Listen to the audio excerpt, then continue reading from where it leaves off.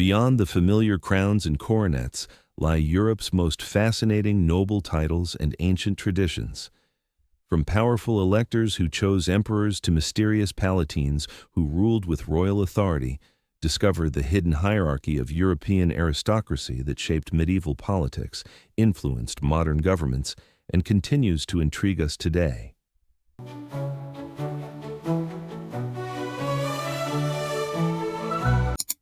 (16) Elector, Empire Makers.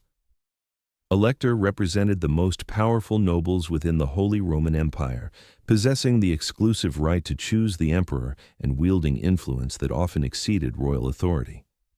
7 original electors included 3 ecclesiastical princes, the archbishops of Mainz, Cologne, and Trier, and 4 secular rulers, the King of Bohemia, Count Palatine, Duke of Saxony, and Margrave of Brandenburg. These electors transformed imperial politics into a complex game of negotiation, bribery, and alliance building that lasted over 800 years. The Golden Bull of 1356 formalized their privileges, granting them sovereign rights within their territories while making the imperial crown dependent on their collective will. Electors could depose emperors, declare wars, and negotiate international treaties independently. The system prevented hereditary imperial succession while ensuring that only candidates acceptable to the most powerful nobles could claim the crown. Modern Germany's federal structure still reflects this electoral tradition. 17th. Palatine, Royal Deputy. Palatine originally designated nobles governing territories with royal authority on behalf of absent or distant monarchs, wielding supreme judicial and administrative power within their domains. The title derives from Latin palatium, referring to the imperial palace, emphasizing the holder's close relationship with royal authority. Count Palatines governed strategic regions like the Rhine Palatinate, serving as imperial viceroys with the power to create nobles, grant privileges, and administer justice. Polish Palatines controlled vast voivodeships, acting as royal governors while maintaining their own courts and military forces throughout the kingdom. Hungarian Palatines served as royal deputies, often ruling the kingdom during royal minorities or absences, making them among the most powerful nobles in Central Europe. The position required exceptional loyalty and competence, as Palatines could effectively rule territories as independent sovereigns while maintaining formal submission to higher authority. 18. Margrave, Border Commander. Margrave governed frontier regions called marches, serving as military commanders responsible for defending borders and expanding royal territory through conquest and colonization. The title evolved from Frankish military practice of appointing trusted nobles to govern dangerous borderlands where royal authority was difficult to maintain. German margraves like those of Brandenburg and Baden built powerful states through military expansion, strategic marriages, and efficient administration of conquered territories. The Margrave of Brandenburg eventually became Elector and later King of Prussia, demonstrating how successful frontier governance could lead to royal status. Austrian margraves defended the empire against Ottoman invasions while governing territories like Styria and Carinthia with considerable autonomy. The position combined military leadership with diplomatic skill, as margraves negotiated with foreign powers while maintaining loyalty to their sovereign. Female equivalents, Margravines, often ruled as regents during minorities or governed territories independently. 19. Landgrave, Territorial Count. Landgrave represented German nobles governing large territories with sovereign authority, ranking above ordinary counts while maintaining independence within the Holy Roman Empire's complex structure. The title emerged during medieval territorial consolidation, when successful counts expanded their domains beyond traditional county boundaries through conquest, marriage, and imperial favor. Landgraves of Hesse became major players in German politics, supporting Protestant Reformation while building powerful states that survived until German unification. The position required balancing imperial loyalty with territorial independence, as landgraves acknowledged imperial authority while governing their domains according to local customs and laws. Landgraves typically maintained their own courts, military forces, and diplomatic relationships, making them effectively independent rulers within the imperial framework. The title emphasized territorial rather than feudal authority, reflecting the evolution of medieval governance toward modern state structures. Many landgraves eventually became grand dukes or kings as European political systems modernized. 20. Grand Duke, Sovereign Prince. Grand Duke represents elevated ducal authority, typically governing independent states or autonomous territories with sovereign rights approaching royal status. The title emerged when powerful dukes sought to distinguish themselves from ordinary dukes while avoiding direct challenges to royal authority. Russian Grand Dukes ruled vast territories like Moscow and Kiev before centralization under the Tsars, maintaining traditional titles while acknowledging imperial supremacy. German Grand Dukes governed states like Baden, Hesse, and Oldenburg as sovereign rulers within the German Confederation, balancing independence with alliance obligations. Luxembourg's Grand Duke maintains sovereign authority as Europe's last reigning Grand Ducal monarch, demonstrating the title's survival into modern constitutional systems. The position historically combined territorial sovereignty with diplomatic independence, allowing Grand Dukes to negotiate international treaties and maintain foreign relationships while participating in larger political structures. Female equivalents, Grand Duchesses, wielded considerable influence through strategic marriages and cultural patronage. 21st, Prince Bishop, spiritual sovereign. Prince Bishop combined ecclesiastical authority with temporal sovereignty, governing territories as both religious leaders and secular rulers within unique political arrangements. These powerful churchmen controlled major cities like Cologne, Mainz, and Salzburg as independent states while maintaining religious obligations and papal loyalty. The dual authority created complex political situations where spiritual and temporal powers intersected, often leading to conflicts between religious duties and political necessities. Prince bishops within the Holy Roman Empire ranked among the most powerful nobles, with 3 serving as electors, while others governed wealthy territories and commanded significant military forces. The position required exceptional education in theology, law, and politics, as these rulers balanced papal expectations with imperial obligations while governing diverse populations. Many prince-bishops patronized arts and learning, building magnificent cathedrals and supporting universities that advanced European culture and knowledge. 22nd Abbot, monastic noble. Abbot governed major monasteries that often controlled vast territories and wielded political influence equivalent to secular nobles, particularly within the Holy Roman Empire's ecclesiastical structure. Abbots of wealthy monasteries like Saint-Denis in France or Sankt Gallen in Switzerland governed territories, collected taxes, and maintained military forces while leading religious communities. The position combined spiritual leadership with temporal administration, requiring abbots to balance monastic ideals with practical governance of extensive lands and populations. Some abbots held princely rank, participating in imperial politics while maintaining religious obligations and papal loyalty throughout their careers. The role demanded exceptional education and administrative skill, as abbots managed complex economic interests, including agriculture, manufacturing, and trade that supported their religious communities. Female equivalents, abbesses, governed women's monasteries, and often wielded considerable political influence through strategic family connections and religious authority. Modern abbots maintain ceremonial precedence while focusing primarily on spiritual rather than temporal leadership. 23. Prior, monastic administrator. Prior served as deputy to abbots or governed smaller monasteries independently, maintaining religious authority while often possessing territorial rights and noble privileges.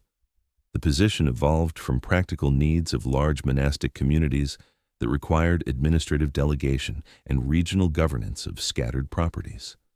Priors of important monasteries, like those controlling pilgrimage routes or major shrines, wielded considerable influence through their religious authority and territorial control.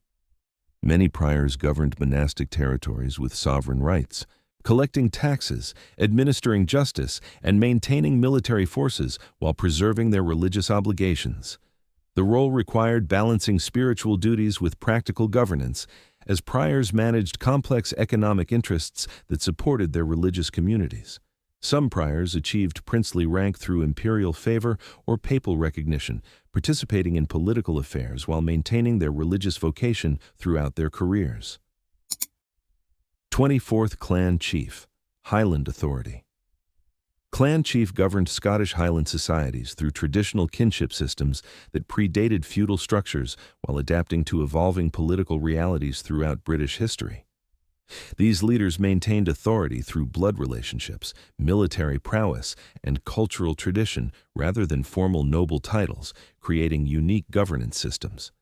Highland chiefs controlled clan territories, administered traditional justice, and led military forces in defense of their people and lands against rival clans and foreign invasions. The system emphasized personal loyalty and kinship bonds over feudal obligations, creating fiercely independent communities that resisted external authority for centuries. Many chiefs eventually received formal noble titles from Scottish and British monarchs, integrating traditional authority structures with evolving political systems. The position combined military leadership with cultural preservation, as chiefs maintained Gaelic traditions while adapting to changing political circumstances. Modern clan chiefs serve ceremonial roles while preserving Scottish cultural heritage and traditional community leadership. 25. Boyar, Slavic noble. Boyar represented the highest rank of Slavic nobility, serving as royal advisors and territorial governors throughout Russian, Bulgarian, and Romanian kingdoms while maintaining traditional privileges and authority. These powerful nobles formed councils that advised monarchs, participated in royal succession decisions, and governed important territories with considerable autonomy throughout medieval and early modern periods. Russian boyars controlled vast estates, commanded military forces, and influenced royal policy through their positions in the Boyar Duma, the traditional advisory council. The rank emphasized ancient bloodlines and traditional authority rather than royal favor, creating tension between boyar privileges and centralizing monarchs seeking absolute authority. Many boyar families traced their lineage to ancient tribal leaders or foreign princes who established their authority through conquest and marriage alliances. The position required balancing traditional privileges with evolving royal authority, as monarchs gradually reduced boyar independence while incorporating them into centralized administrative systems. 26th. Voivode, military governor. Voivode governed provinces and military districts throughout Eastern European kingdoms, combining administrative authority with military command while maintaining considerable autonomy within royal structures. The title originated from Slavic words meaning army leader, reflecting the position's military foundations and the importance of defense in frontier regions. Polish voivodes controlled important palatinates like Krakow and Poznan, serving as royal representatives while maintaining their own courts and military forces throughout the kingdom. Romanian voivodes ruled principalities like Wallachia and Moldavia as sovereign princes, acknowledging Ottoman or Habsburg authority while preserving internal autonomy and traditional governance structures. The position required exceptional military and diplomatic skills, as voivodes defended their territories against foreign invasions while managing complex relationships with neighboring powers. Many voivodes achieved hereditary authority within their regions, creating powerful dynasties that influenced regional politics for centuries while adapting to changing international circumstances. 27. Hospodar, Eastern Prince. Hospodar ruled Romanian principalities as sovereign princes under Ottoman or Habsburg suzerainty, maintaining internal autonomy while acknowledging foreign authority in international affairs. The title derived from Slavic words meaning lord or master, emphasizing the ruler's sovereign authority within traditional Romanian political structures. Hospodars of Wallachia and Moldavia governed through traditional assemblies while balancing Ottoman tribute obligations with internal governance needs and popular expectations. The position required exceptional diplomatic skill, as hospodars navigated complex relationships between Ottoman Empire, Habsburg monarchy, and Russian Empire, while preserving Romanian autonomy and cultural identity. Many hospodars achieved legendary status through their resistance to foreign domination and their efforts to preserve Romanian independence during turbulent historical periods. The role combined traditional authority with international diplomacy, as hospodars negotiated with major European powers while maintaining their cultural and religious obligations to their people. 28th Jarl, Nordic noble. Jarl represented the highest rank of Nordic nobility, governing territories and commanding military forces while serving as royal advisors throughout Scandinavian kingdoms during medieval and early modern periods. The title originated from Old Norse, meaning earl or nobleman, emphasizing the holder's elevated status above ordinary freemen and their role in royal administration. Swedish jarls controlled important provinces like Östergötland and Västergötland, serving as royal governors while maintaining their own courts and traditional privileges throughout the kingdom. Norwegian jarls governed strategic regions while leading military campaigns and participating in royal councils that influenced national policy and succession decisions. The position required both military competence and administrative skill, as jarls defended their territories against foreign invasions while managing complex economic and social relationships within their domains. Many jarl families eventually received higher noble titles or merged with royal dynasties through strategic marriages and political alliances. 29. Thane, Scottish noble. Thanes served as Scottish territorial nobles governing regions for the crown while maintaining traditional Celtic authority structures within evolving feudal systems throughout medieval Scotland. The title derived from Gaelic words meaning chief or leader, reflecting the position's roots in ancient tribal governance systems that predated Norman feudalism. Scottish thanes controlled important territories like Fife and Angus, serving as royal officers while preserving traditional customs and maintaining their ancestral lands through royal favor. The position bridged Celtic tradition with feudal innovation, as thanes adapted ancient authority structures to meet evolving political and military requirements. Many thanes eventually became earls or received other noble titles through royal favor, military service, and strategic marriages that advanced their family status. The role emphasized personal loyalty to the crown, while preserving regional identity and traditional governance patterns that distinguished Scottish nobility from English feudal structures. 30. Gentlemen, armigerous status. Gentlemen represented the foundation of European social hierarchy, indicating individuals of sufficient wealth, education, and family background to maintain aristocratic lifestyle without formal noble titles. The status required demonstrable gentility through coat of arms, family lineage, education, and social behavior that distinguished gentlemen from merchants and commoners throughout European societies. English gentlemen formed the backbone of rural society, serving as justices of peace, military officers, and local administrators while maintaining independent wealth and social prestige.